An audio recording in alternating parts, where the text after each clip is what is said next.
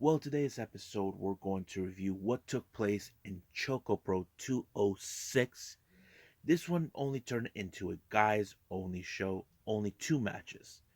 We also got what took place on the latest NWA USA, and of course, Impact Wrestling's Sacrifice, with all the titles being on the line, plus a couple of grudge matches. And of course, we cannot forget the latest New Japan Strong revival, rivals. So, let's get started with another episode of Deleted Wrestle Zone.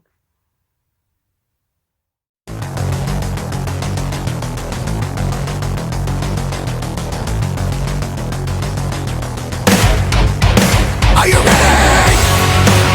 Get up, get up! Get up, get up! Get up, get up!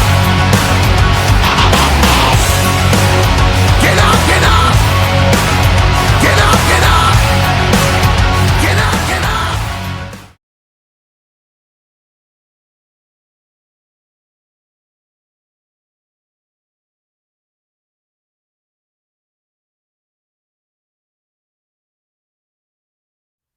Welcome everybody to Deleted Wrestle Zone, all things that is pro wrestling with AEW, NXT, New Japan Pro Wrestling, Impact Wrestling, the National Wrestling Alliance, various promotions, wrestlers, matches, and championships.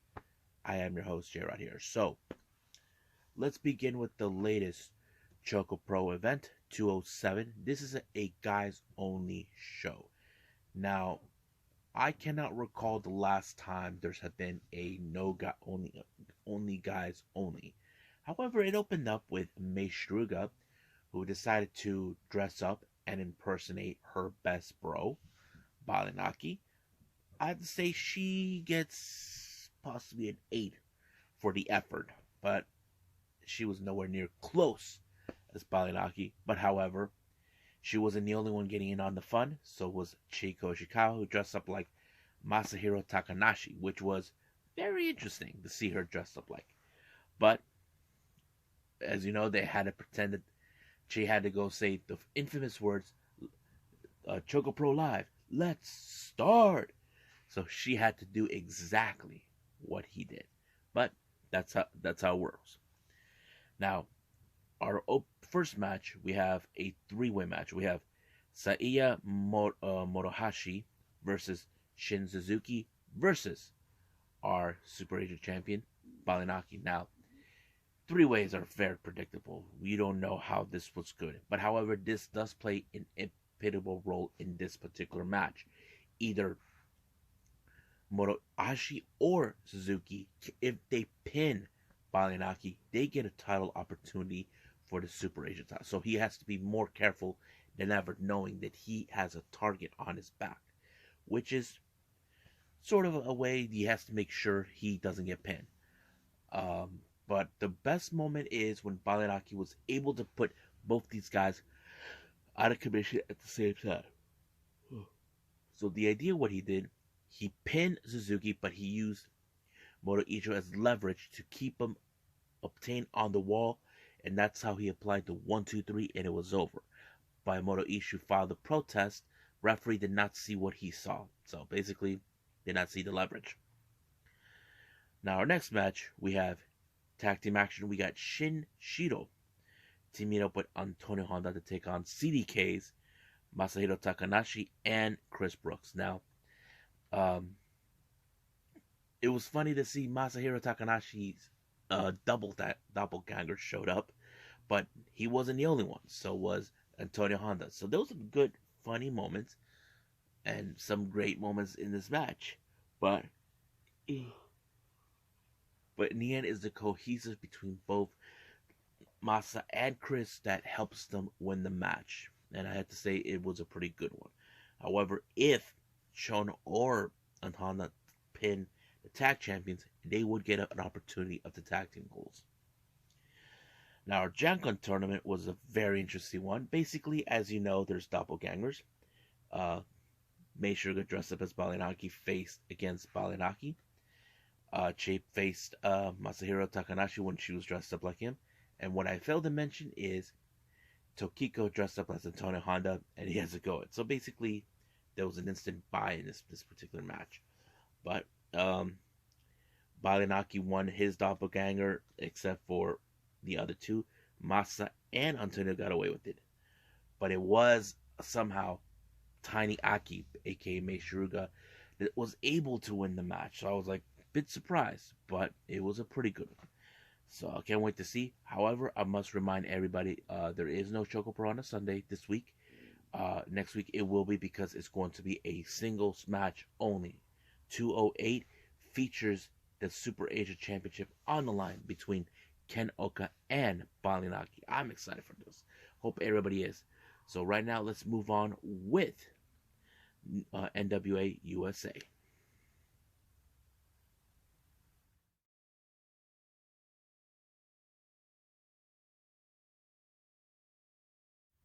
Okay, NWA USA. Now, this one was a very interesting episode. Now, last week we saw what took place. May Valentine took matters in her own hands and bitch slapped Natalia Markova. Now, Markova has no tendency of becoming friends. She's been causing problems, mostly, saying whatever she wants, and not to mention that hose bag of Raven backing her up, acting like he thinks that, oh, she's a big deal. However, things are not going well for him. But unfortunately, May Valentine was put in a unusual situation where, since she slapped Markova, she has to be in the match. Even though Markova got what she wanted to teach her a lesson for what she did. But however, things did not go exactly like she would have wanted. She got speared by Camille. And of course, Tim Storm, who's the manager of NWA USA, took another executive decision to put Camille in a match against Markova. Now, Markova had no problems with that either, because, of course, her sight is also on the NWA Women's Championship title. That's all. But, however, things did not go again her way, apparently. She was attacked by Kenzie Page, who has un, a, a, a brutal rivalry, as you know. But because of this incident, Medusa suspended her. Now, Tim Storm felt that it wasn't her job to do that, but it just did. So basically, it's still unclear what kind of position that Medusa has at this point. Well, we don't know. Now, our main event is in fact Ricky Morton along with his son Kerry taking on Austin Aries. I thought this match was pretty good, because you look at Ricky Morton. He's a legend. Rock and roll baby. That's where he was. But you look at Austin Aries, he is one of the best junior heavyweights of his time. Not to mention he's also had transition in heavyweight before.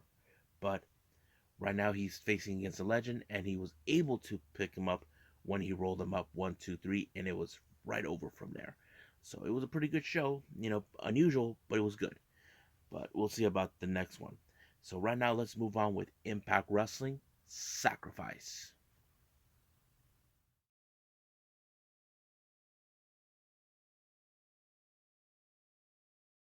Okay, Impact Wrestling Sacrifice. It opened up with the X Division Championship on the line between challenger Jake Something versus Trey Miguel. Now, this is another example of David versus Goliath. Now, you can tell that time is between strength and speed. Now, Trey Miguel, who's been in difficult odds in his past, especially his rivalry with Macklin, it kind of helped him a little bit, but he was able to pull off the Meteora right close by to him to seal the deal and retain the X Division title.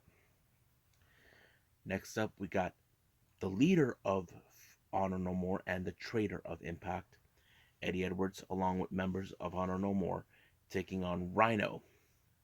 And he's been accompanied by members of Team Impact. Now, at some point in this match, we know that Honor No More will get involved, but Maria got caught with her hand with the cookie jar and got ejected out of the arena for getting involved. But however, things did not go well for Team Impact because Macklin showed up. He just basically decided to show them that he walks alone. He's always been a loner in this particular story. But however, Rhino and Heath were not happy with the results. But during this, Heath got a pep talk by Anthony Carnelli, who you may know him as Santino Morella, was there to talk to him. So there's that. Now our next match we have is the Knockouts Tag Team titles. This was been held back for quite some time. We have the Influence versus the Inspiration. Now the Influence managed to put Caleb in the back. Now this match was pretty good. There were some smart moves made by, of course, the Influence. But at later point, Caleb shows up. I don't know what he was thinking. He pulled up the tag titles, and I don't know if he was passing to give it to Cassie or to whoever, but I don't know. That is still an unanswered question. But basically, she becomes the first. Um, let's see. This becomes a real interesting storyline that's being built with Caleb. But as for that, the Influence won the tag team match thanks to Madison Rain for picking up the victory. Now, our next segment we see is Brian Myers, who's with his own commentary. But of course, we saw W. Morrissey, who wants to get a little payback. Security tried to stop him, but one of them got tossed through the table, sending a direct message to Myers. Next up, we have the top dog Jonah versus PCO. Man, that match was insane. Two of the most destructive behemoths. I have to say, I would never change the shadow for anything. But it was an awesome match. I have to say it was a pretty good one, but it was Jonah who walked out the victory knowing that he has to do whatever it takes to put away the monster, but that's exactly what he did. Next up, we have teacher versus student, the leader of the Bullet Club versus his old mentor, Alex Shelley. This match was great too. I have to say, every match I seen with Jay White blows it out of the water. But however, it was the Blade Runner that allowed him to pick up the win, and that pretty much what's been happening. Now we have the issue of the Champ Challenge with Deonna Purrazzo versus the next opponent. The opponent that volunteered was Chelsea Green, and she chose the Ring of Honor Women's Championship. I have to say it was a pretty good match, but however, things did not go exactly Chelsea's way. She got hurt thanks to Deonna Purrazzo, and she exploited that by using that injury as a way to comfort her. But however, Mickie James comes out to check up on her friends, but her opponent Tasha Steele wasn't going to wait. She wasn't going to be ignored, so she made the desperate move to take the match right now. Now the real question does remain: is Mickie James' head is ahead because of what took place with Chelsea? But keep in mind, she has to have eyes in the back of her head with Savannah, who's nothing but a problem. So basically, every move that Tasha tried to put, it never end. But thanks to the interference from Savannah Evans, it did allow for the quick do a quick cutter when Mickie James jumped off the top turnbuckle, allowing her to finally become the Knockouts champion. This is something she's been trying to get, and of course we're gonna see her calling Mickie James a loser, telling her, insulting her son. But I have a feeling that maybe Gail Kim is gonna tell her to shut up. But we'll see when that happens. Now our next match, this one is still the continuation. As you know, Violent by Design had a business arrangement with the Good Brothers until they reunited with Bullet Club. Now they get this title shot, the tag teams. We have Eric Young and Joe Dorian teaming up. Now, Eric Young is trying to right a wrong that basically felt like it was taken from them, which is the tag titles. And they were facing against the Good Brothers. I have to say, this match was pretty good. It showed like how Violent by Design are willing to go the distance to win these titles. But that's exactly what, of course, you don't want to do. It was Joe Doran who picked up the victory, but it was Eric Young that took out Doc Gallows outside the ring. So it ended pretty well right there. As for our main event, we have the Impact World Championship between Heath and Moose. I have to say it was a pretty good match. Heath put up a great effort in order to win this match, but he wasn't good enough to defeat so-called best in the world, the god of pro wrestling. Everybody knows the real god of pro wrestling is Karl Gotch. But it was the spear that allowed for the actual win to have him win the title. However, out of nowhere, we see in the post match, Josh Alexander shows up with a brand new contract for a multi year.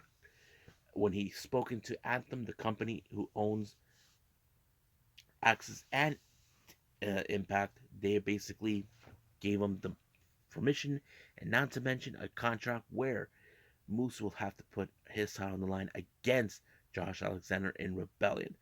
Now, this is something we gotta enjoy and see what's gonna take place. I'm excited for it. So right now, I believe it's time to move on with New Japan Strong with Rivals.